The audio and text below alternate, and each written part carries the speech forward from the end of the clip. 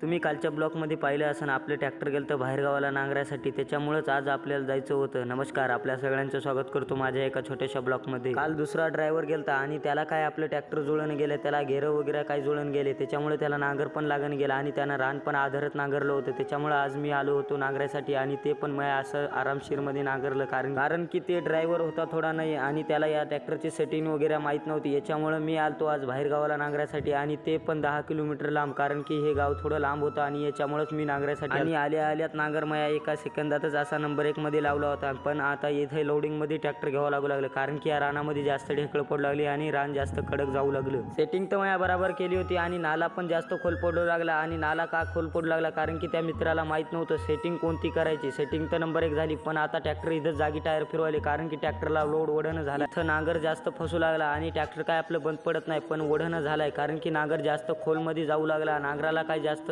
नांगर खोल घालाय जमून गेलं, कारण की टायर जागीच फिरू लागला। आणि दत्ताला म्हणलं होतं जास्त जितकं होईन तितकं पटकन नांगर, कारण की आपल्याला बिगिनच घरला जायचंय। दत्तानं जितकं बिगिन होईन तितका बिगिन तर नांगरलं होतं। तुम्हाला आजचा ब्लॉग कसा वाटला कमेंट मध्ये नक्की सांगा। पुन्हा भेटू अशाच एका नवीन ब्लॉग मध्ये, तोपर्यंत जय श्रीराम।